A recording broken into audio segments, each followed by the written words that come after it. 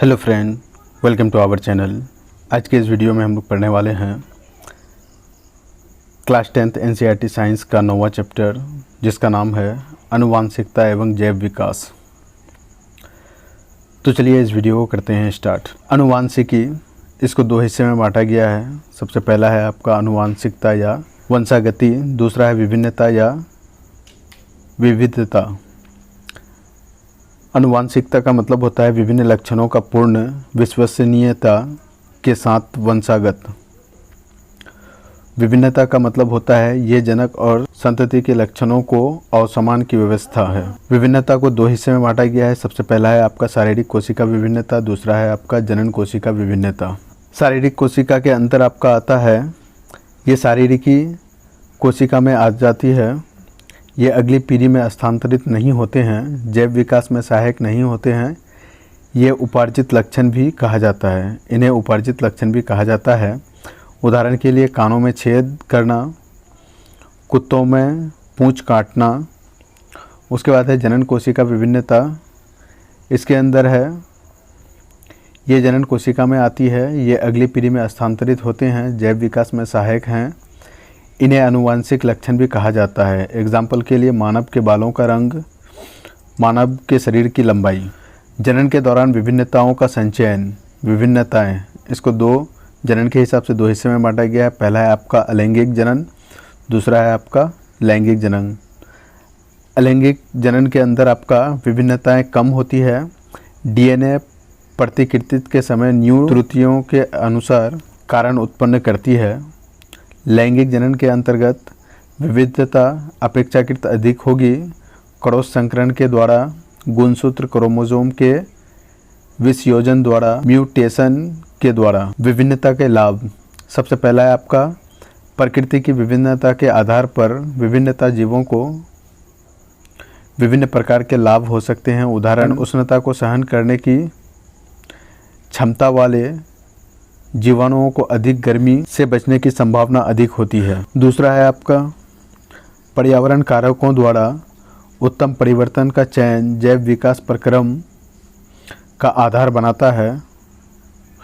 स्वतंत्र एवं जुड़े कर्णफली मानव समष्टि में पाए जाने वाले दो परिवर्तक हैं। मेंडल का योगदान, मेंडल ने वंशागति के मुख्य नियम प्रस्तुत किए हैं।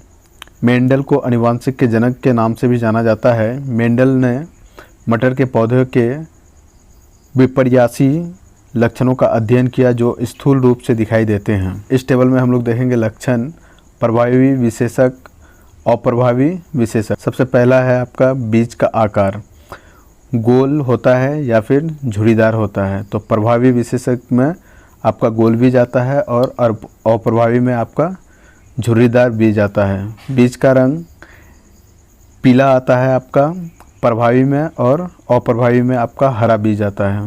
फूल का रंग प्रभावी में आपका बैंगनी और अप्रभावी में आपका सफ़ेद। कली का आकार प्रभावी में आपका फूली हुई और अप्रभावी में आपका सुकड़ी हुई आता है। उसके बाद है कली का रंग प्रभावी में आपका हरा रंग होता है और अप्रभावी में आपका पीला रंग होता है। पुष्प की स्थिति प्रभावी में आपका अक्षीय होता है और अप्रभावी में आपका अंतीय होता है। उसके बाद है आपका पुष्प की स्थिति प्रभावी में आपका लंबा होता है और अप्रभावी में आपका बौना होता है। मेंडल द्वारा मटर के पौधों का चयन, मेंडल ने मटर के पौधों का चयन निम्नलिखित गुणों के कारण किया। मटर के पौधों में विपर्यासी विकल्पी लक्षण स्थूल रूप से दिखाई देते हैं। इनका जीवन काल छोटा होता है। सामान्यतः स्वपरागन होता है, परंतु कृत्रिमिक तरीके से परपरागन भी कराया जा सकता है। एक ही पीढ़ी में अनेक बीज बनाता है। मेंडल द्वारा अध्ययन किए गए मटर के पौधों के साथ विपर्यास विशेषक। सबसे पहला है आपका तने की ऊंचाई, जिसमें कि तना लंबा भी हो सकता है और बौना भी हो सकता है। दूसरा है आपका फूल का रंग, बैंगनी और सफ़ेद दोनों हो सकता है। बैंगनी आपका प्रभावी में आता है और सफ़ेद आपका अप्रभावी में आता है। फूल की स्थिति अक्षीय और संतीय होता है। कली का आकार फूला हुआ या सुकड़ा हुआ होता है। फलों का रंग हरा या पीला होता है। बीज का आकार गोल या मुरझाया हुआ हो सकता है। बीज का रंग पीला या हरा हो सकता है। अब हम लोग देख लेंगे एकल संकरण यानी कि मोनोहाइब्रिड। मटर के दो पौधों के एक जोड़ी विकल्पी लक्षणों के मध्य क्रॉस संकरण को एकल संकरण क्रॉस कहा जाता है। उदाहरण के तौर पे लंबे पौधे तथा बौने पौधों के मध्य संकरण। एकल संकरण यानी कि मोनोहाइब्रिड क्रॉस को अब हम लोग समझ लेते हैं। तो हम लोगों को दो तरह का पौधा लेना है। पहला लेना है हमको लंबा पौधा और दूसरा आपको बौना लेना है।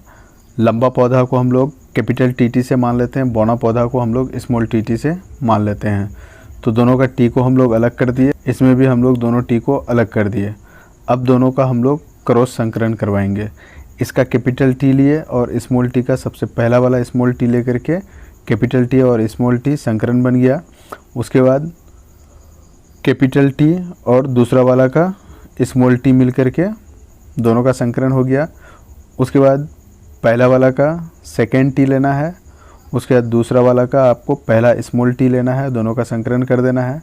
उसके बाद पहला का दूसरा कैपिटल टी और दूसरा का दूसरा स्मॉल टी लेना है, इसका संकरण कर देना है। कैपिटल टी यानी कि लंबा पौधा, दूसरा बना कैपिटल टी स्मॉल टी लंबा पौधा, तीसरा आपका बना कैपिटल टी स्मॉल टी लंबा पौधा और चौथा आपका बना स्मॉल टी यानी कि बौना पौधा। अवलोकन में हम लोग देख लेते हैं। सबसे पहला है प्रथम संतति F1 पीढ़ी में सभी पौधे लंबे थे। F2 पीढ़ी में 3/4 यानी कि 75% लंबे पौधे, वो 1/4 यानी कि 25% बौने पौधे थे। जीनोटाइप F2 3:1 रेशियो में होता है, यानी कि 3 लंबे पौधे और 1 बौना पौधे आपका बनकर के तैयार होता है। जीनोटाइप F3 में 1:2:1 के रूप में होता है, यानी कि कैपिटल टी 2 बार और 1 बार कैपिटल टी स्मॉल टी और 2 बार आपका स्मॉल टी। तो ये दोनों कंडीशन आपका हो जाएगा लंबे पौधों के लिए और स्मॉल टी वाला कंडीशन आपका हो जाएगा बौने पौधों के लिए। उसके बाद निष्कर्षण कैपिटल टी और स्मॉल टी दोनों लंबे पौधे हैं। यद्यपि स्मॉल दोनों टी बौना पौधा को इंडिकेट करता है, कैपिटल टी की एक प्रति पौधे को लंबे बनाने के लिए पर्याप्त है, जबकि बौनेपन के लिए स्मॉल टी की दोनों प्रति होनी चाहिए। कैपिटल टी जैसे लक्षण प्रभावी लक्षण कहलाते हैं, स्मॉल टी जैसे लक्षण अप्रभावी लक्षण कहलाते हैं। द्विसंकरण मटर के दो पौधों के दो जोड़ी विकल्पी लक्षणों के मध्य क्रॉस। सबसे पहला हम लोग लेंगे गोल पीला बीज और दूसरा लेंगे झुर्रीदार हरा बीज। गोल पीला बीज को हम लोग कैपिटल R और Y से मान लेंगे, झुर्रीदार हरा बीज को हम लोग स्मॉल r और y से मान लेंगे। उसके बाद दोनों को क्रॉस कराने पे हम लोगों का गोल पीले यानी कि capital R small r capital Y और स्मॉल y बन करके तैयार हो जाएगा। लक्षण अपने आप को किस प्रकार व्यक्त करते हैं? कोशिका के DNA से जीन प्राप्त होता है। जीन सूचना का स्रोत है और ये प्रोटीन संश्लेषण से बना होता है। प्रोटीन विभिन्न लक्षणों को अभिव्यक्ति को नियंत्रित करती है, एंजाइम और हार्मोन को नियंत्रित करती है। जीन कैपिटल T और gene small t। Gene capital T प्रभावी लक्षण है एंजाइम का दक्षता से कार्य करना, उसके बाद पर्याप्त मात्रा में हार्मोन बनाना और लंबे पौधे में जीन स्मॉल t यानी कि अप्रभावी लक्षण एंजाइम का कम दक्षता से कार्य करना और पर्याप्त मात्रा में हार्मोन बनाना, जिसके कारण आपका बौना पौधा बनकर के तैयार होता है। लिंग निर्धारण कैसे होता है चलिए देख लेते हैं। लिंग निर्धारण के लिए उत्तरदायी कारण। कुछ प्राणियों में लिंग निर्धारण अंडे के उष्मीयन ताप पर निर्भर करता है, जैसे घोंघा। कुछ प्राणियों जैसे कि मानव में लिंग निर्धारण लिंग सूत्र पर निर्भर करता है। XX आपका मादा लिंग सूत्र होता है और XY आपका नर लिंग सूत्र होता है।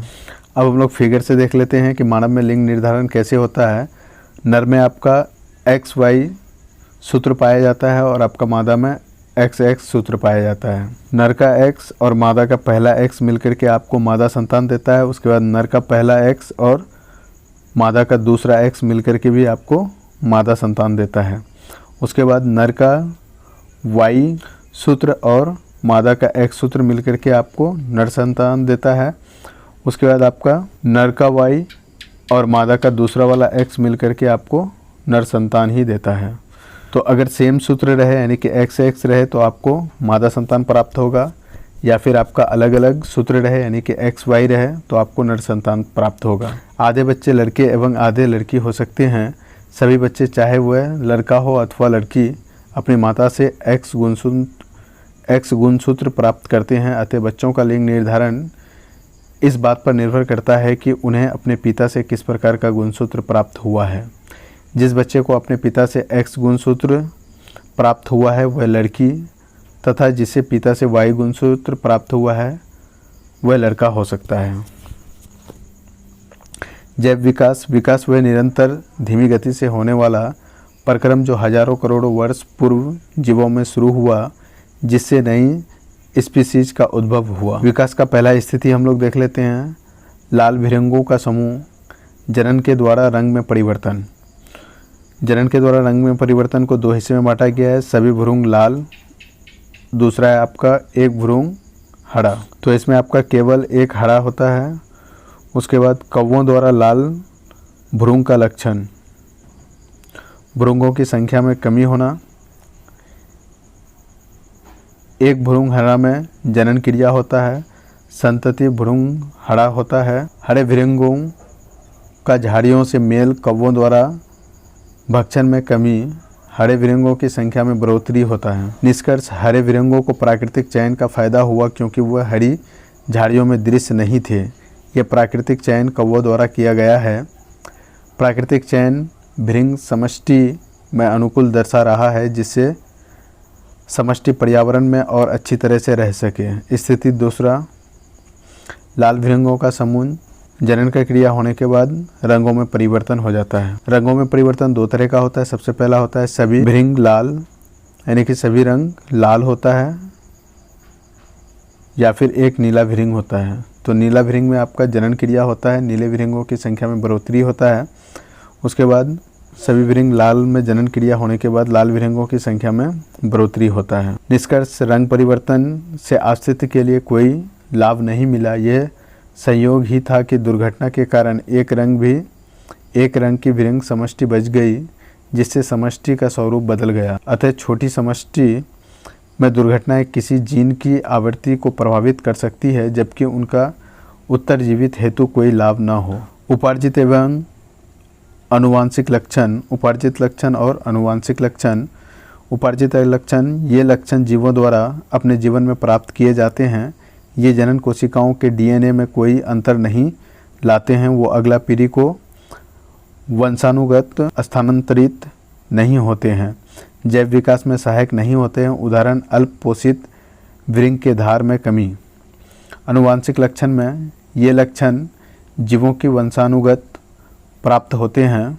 ये जनन कोशिकाओं में घटित होते हैं तथा अगली पीढ़ी में स्थानांतरित होते हैं। जैव विकास में सहायक हैं। उदाहरण के लिए मानव के आँखों व बालों के रंग। जातीय उद्भव किस प्रकार होता है?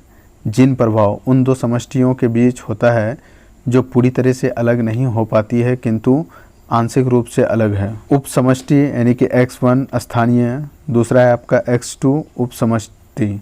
जनन होने के बाद जीन का प्रभाव होता है और स्थानीय समष्टि में विभिन्नता पैदा हो जाता है। दूसरा है आपका आनुवांशिक विचलन। किसी एक समष्टि के उत्तरोत्तर पीढ़ियों में जीन्स की बारंबारता से अचानक परिवर्तन का उत्पन्न होना। तीसरा है आपका प्राकृतिक चुनाव। वह प्रक्रम जिसमें प्रकृति उन जीवों का चुनाव कर बढ़ावा देती है जो बेहतर अनुकूल करते हैं। भौगोलिक पृथक्करण जनसंख्या में नदी, पहाड़ आदि के कारण आता है। इससे दो उप समष्टि के मध्य अंतर्जनन नहीं हो पाता है। विकासीय संबंध योजना। सबसे पहला है आपका समजात अभिलक्षण। विभिन्न जीवों में ये अभिलक्षण जिनकी आधारभूत संरचना लगभग एक समान होती है, यद्यपि विभिन्न जीवों में उनके कार्य भिन्न भिन्न होते हैं। उदाहरण के लिए पक्षियों, सरीसृप, जल स्थलचर, स्तनधारियों के पदों की आधारभूत संरचना एक समान है, किंतु ये विभिन्न कशेरुकी जीवों में विभिन्न कार्य करते हैं। समजात अंग ये प्रदर्शित करते हैं कि इन अंगों की मूल उत्पत्ति एक ही प्रकार के पूर्वजों से हुई है। वे जैव विकास का प्रमाण देते हैं। दूसरा है आपका समरूप अभिलक्षण। वह अभिलक्षण जिनकी संरचना व संगठनों में अंतर होता है। सभी की उत्पत्ति भी समान नहीं होती है किंतु कार्य समान होता है। उदाहरण के लिए पक्षी के अग्रपाद एवं चमगादड़ के अग्रपाद समरूप अंग ये प्रदर्शित करते हैं कि जंतुओं के अंग जो समान कार्य करते हैं अलग अलग पूर्वजों से विकसित हुए हैं। नंबर 3 है जीवाश्म। जीव से परिरक्षित अवशेष जीवाश्म कहलाते हैं। उदाहरण जैसे कि कोई मृत कीट गर्म मिट्टी में सूख कर कठोर हो जाए। उदाहरण के लिए आमोनाइट जीवाश्म अकशेरुकी, ट्राइलोबाइट जीवाश्म अकशेरुकी, नाइटिया जीवाश्म मछली, राजोसोरस जीवाश्म डायनासोर कपाल। जीवाश्म कितने पुराने हैं? खुदाई करने पर पृथ्वी की सतह के निकट वाले जीवाश्म गहरे स्तर पर पाए गए जीवाश्मों की अपेक्षा अधिक नए होते हैं। फॉसिल डेटिंग, जिसमें जीवाश्म में पाए जाने वाले किसी एक तत्व के विभिन्न समस्थानिक का अनुपात के आधार पर जीवाश्म का समय का निर्धारण किया जाता है। विकास एवं वर्गीकरण। विकास एवं वर्गीकरण दोनों आपस में जुड़े हैं। जीवों का वर्गीकरण उनके विकास के संबंधों का प्रतिबिंब है। दो स्पीशीज के मध्य जितने अधिक अभिलक्षण समान होंगे उनका संबंध भी उतना ही निकट का होगा। जितना अधिक समानताएं उनमें होगी उनका उद्भव भी निकट अतीत में समान पूर्वजों से हुआ होगा। जीवों के मध्य समानताएं हमें उन जीवों को एक समूह में रखने और उनके अध्ययन का अवसर प्रदान करती है। विकास के चरण। विकास क्रमिक रूप से अनेक पीढ़ियों में हुआ है। सबसे पहला है आपका योग्यता को लाभ, आँख का विकास। जटिल अंगों का विकास डीएनए में मात्र एक परिवर्तन द्वारा संभव नहीं है, यह क्रमिक रूप से अनेक पीढ़ियों में होता है। पहला आपका है प्लेनेरिया में अतीत सरल आँख होती है, कीटों में जटिल आँख होती है, मानव में द्विनेत्री आँख होती है। गुणता के लाभ। पंखों का विकास। पंख ठंडे मौसम में ऊष्मारोधन के लिए विकसित हुए थे, कालांतर में उड़ने के लिए भी उपयोगी हो गए। उदाहरण डायनासोर के पंख थे पर पंखों से उड़ने में समर्थ नहीं थे। पक्षियों ने परों को उड़ने के लिए अपनाया। कृत्रिमिक चयन। बहुत अधिक भिन्न दिखने वाली संरचनाएं एक समान परिकल्प में विकसित हो सकती है। 2000 वर्ष पूर्व मनुष्य जंगली गोभी को एक खाद्य पौधे के रूप में उगाता था तथा उसने चयन द्वारा इसे विभिन्न सब्जियां विकसित की। इसे कृत्रिमिक चयन कहते हैं। आणविक जातिवृत्त। ये इस विचार पर निर्भर करता है कि जनन के दौरान डीएनए में होने वाले परिवर्तन के आधारभूत घटना है। दूसरा, दूरस्थ संबंधी जीवों में डीएनए में विभिन्नताएं अधिक संख्या में संचित होगी। मानव विकास। मानव विकास के अध्ययन के मुख्य साधन। पहला है उत्खनन, दूसरा है आपका समय निर्धारण, तीसरा है आपका डीएनए अनुक्रम का निर्धारण, चौथा है आपका जीवाश्म अध्ययन। मानव सदस्य अफ्रीका मूल में खोजा गया। इसको 5 टाइप्स में रखा गया है। सबसे पहला आपका कैटेगरी है फिलीपींस, दूसरा है इंडोनेशिया के द्वीपों, तीसरा है आपका पश्चिमी एशिया, चौथा है आपका मध्य एशिया और 5वां है आपका ऑस्ट्रेलिया। विभिन्न समूह कभी आगे वो पीछे गए, समूह कई बार परस्पर विलग हो गए, कभी अलग होकर विभिन्न दिशाओं में आगे बढ़े, कुछ वापस आकर परस्पर मिल गए। आनुवांशिकी परिभाषाएं। जीन। मेंडल ने जीन को कारक अथवा फैक्टर कहा। जीन आनुवांशिकता की एक इकाई है। युग्म विकल्पी। विकल्पी विपरीत लक्षणों के संकेतक जोड़े को युग्म विकल्पी कहा जाता है। ये एक ही जीन के थोड़ा सा भिन्न रूप होते हैं। विषम युग्मजी वे जीव जिनमें विपरीत विशेषकों के अलील होते हैं। समयुग्मजी वे जीव जिनमें समान विशेषकों के अलील होते हैं। प्रभाविता वे जीन जो F1 पीढ़ी में प्रकट होता है। और प्रभावी वे जीन जो प्रभावी जीन के समक्ष प्रकट नहीं होता है। जीनी प्ररूप जीव का जीन वे आधार पर प्रारूप जैसे कैपिटल टीटी या स्मॉल टीटी। दृश्य प्ररूप जीव का बाहरी दृश्य के आधार पर प्ररूप जैसे लंबे पौधे या बौने पौधे। सूक्ष्म विकास छोटे क्षेत्र में होने वाला विकास। उदाहरण भिड़िंगों के शरीर के रंग में परिवर्तन। स्पीसीज जनसंख्या में समान जीवों का समूह जो आपस में निषेचन कर उत्पादक जीव बनाता है, उसे स्पीसीज कहते हैं। गुणसूत्र धागे जैसी संरचनाएं जो कोशिका के केंद्र में पाई जाती है, जिसमें कोशिका की आनुवांशिक सूचना होती है। उसके बाद है डीएनए, डीऑक्सी राइबोज न्यूक्लिक अम्ल, ये गुणसूत्र में उपस्थित होता है। तो दोस्तों आज के इस वीडियो में इतना ही। अगर ये वीडियो आपको इन्फॉर्मेटिव लगा है तो इस वीडियो को लाइक और शेयर करें तथा इस चैनल में बने रहने के लिए इस चैनल को सब्सक्राइब करें। Thank you for watching this video.